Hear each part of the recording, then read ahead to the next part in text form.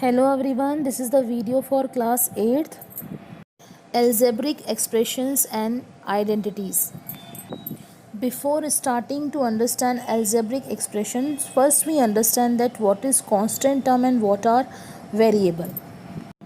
What are constant? The symbol which has fixed value, जिनकी fixed value होती है जैसे कि numbers, फिर रूट में कोई नंबर या फिर पाई, ये सब constant कहलाते हैं. एंड वेरिएबल्स जिनकी वैल्यू डिफरेंट होती है तो वो वेरिएबल्स कहलाते हैं. जैसे कोई भी अल्फ़ाबेट्स एक्स वाई जेड की टर्म अगर जब क्वेश्चंस में होती है तो उन्हें वेरिएबल्स कहते हैं. Now what are algebraic expression? The collection of constant and variables terms which are connected by one or more operation of addition, subtraction, multiply and division is called algebraic expression. Means जब कुछ constant terms और variables की terms जब एक दूसरे से add या subtraction या मल्टीप्लाई या डिवीज़न के साथ जुड़ी होती हैं तो वो अलजेब्रिक एक्सप्रेशंस कहलाती हैं. जैसे कि एग्जांपल्स देखें आप, -4x² y², ये एक अलजेब्रिक एक्सप्रेशन है. 5x² y -7x upon y is also algebraic expressions. First part में नंबर ऑफ टर्म्स हैं 1 और मोनोमियल बोलेंगे क्योंकि 1 टर्म है तो उसको मोनोमियल्स बोलते हैं. और इसकी टर्म है -7x² y³. सेकेंड पार्ट में terms of number of terms 2 हैं तो ये बायोमियल है और इसकी 2 टर्म्स है 5x² y और सेकेंड टर्म है -7x upon y. Third example में नंबर ऑफ टर्म 3 हैं तो इसको ट्राइनोमियल बोलेंगे और इसकी 3 टर्म्स हैं -3x y³, 5x z² and 11/12. और जब 3 से ज़्यादा टर्म्स होती हैं तो उसे मल्टीनोमियल बोलते हैं. What are polynomial? An algebraic expression is called polynomial if the power of variable involved in each terms are non-negative integers. It means किसी भी integers की पावर नेगेटिव नहीं होनी चाहिए तो वो पॉलिनोमियल्स होते हैं. एक्सरसाइज 9.1 क्वेश्चन नंबर फर्स्ट, इसमें आपको टर्म बतानी है, फिर उसके बाद में न्यूमेरिकल कोफिशिएंट्स और लिटरल कोफिशिएंट्स बताने हैं. सो फर्स्ट पार्ट है 12xyz -4xy². इसमें 2 टर्म है तो टर्म में हम दोनों टर्म को अलग करके लिखेंगे, 12x² yz और -4xy². और नंबर्स हैं इन टर्म के. फर्स्ट टर्म का न्यूमेरिकल कोफिशिएंट है 12, सेकंड टर्म का न्यूमेरिकल कोफिशिएंट है -4 और इनमें वेरिएबल हैं. फर्स्ट टर्म का वेरिएबल है x² yz और सेकंड टर्म का वेरिएबल है xy². इसी पैटर्न से आपको सभी क्वेश्चन सॉल्व करने हैं. क्वेश्चन 1 में 1 and second part CW copy में, third and fourth part homework copy में करना है. क्वेश्चन सेकंड को आपको बुक में ही पेंसिल से करना है. इसमें आपको बताना है कि कौन सी टर्म मोनोमियल, बायोमियल, ट्रायोमियल है. टर्म्स के बीच में अगर प्लस या माइनस का साइन होता है तो वो अलग टर्म कहलाती हैं. मल्टीप्लाई और डिवीज़न से जुड़ी हुई टर्म एक ही होती है, इसीलिए फर्स्ट पार्ट मोनोमियल है, second part also monomial, third part binomial है, fourth part trinomial, fifth part binomial और सिक्स्थ पार्ट भी बाइनोमियल है.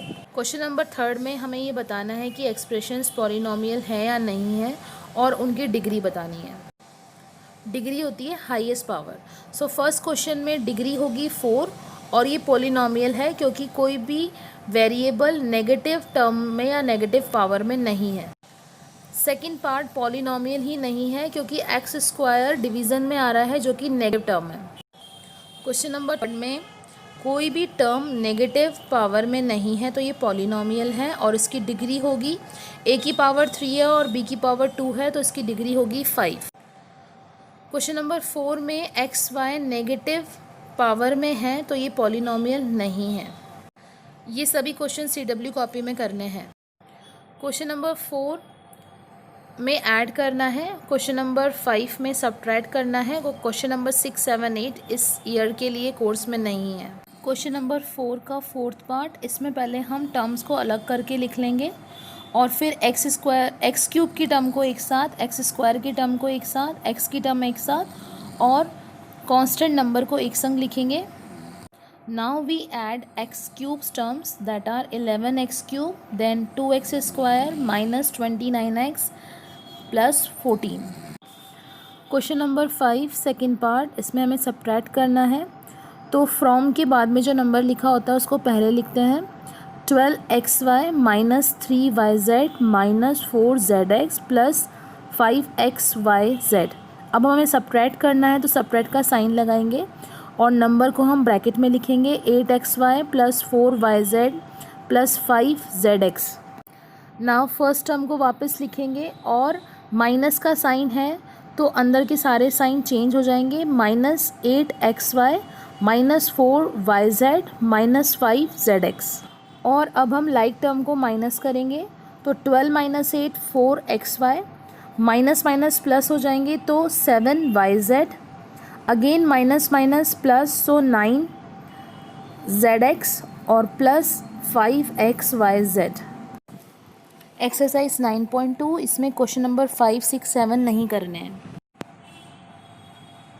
Now exercise 9.2 question number first, find the product.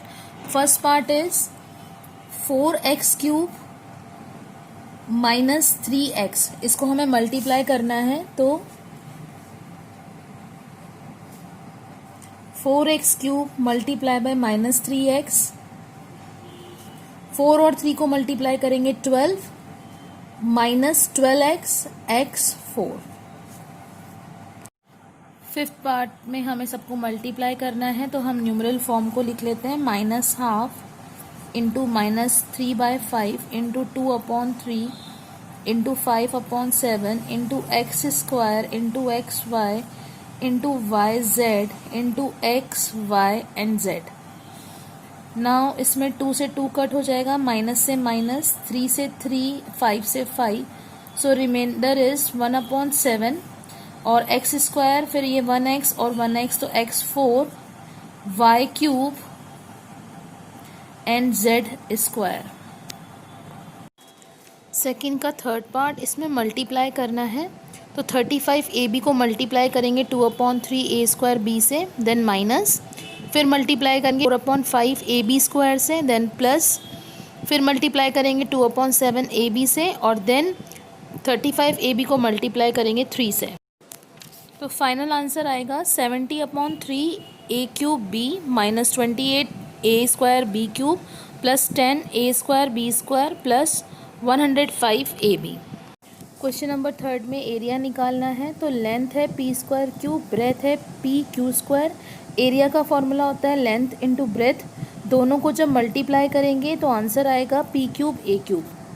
In question number fourth volume find करनी है तो length है 2pq, breadth 4q square and height 8rp। Volume का formula होता है l into b into h, तीनों को मल्टीप्लाई करेंगे तो पहले हम जो इसके कांस्टेंट टर्म को मल्टीप्लाई करेंगे 4 इंटू 2 8, 8 8 सा 64, then p square a cube r, इसका वॉल्यूम होगा 64 p square cube r।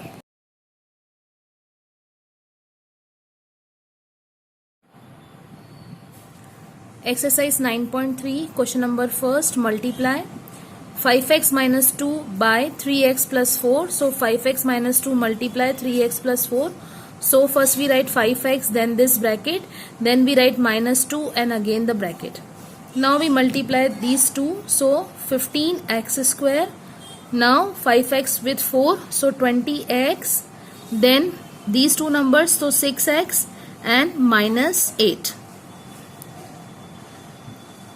Now these two terms are like, so we calculate that 14x minus 8. So the final answer is 15x square plus 14x minus 8. Now fifth part is 1.5a minus 2.5b by 1.5a plus 2.5b.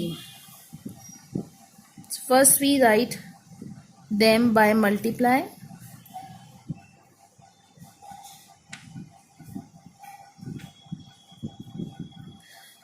Now we know that a minus b, a plus b is equals to a square minus b square. So 1.5 A square minus 2.5 B square.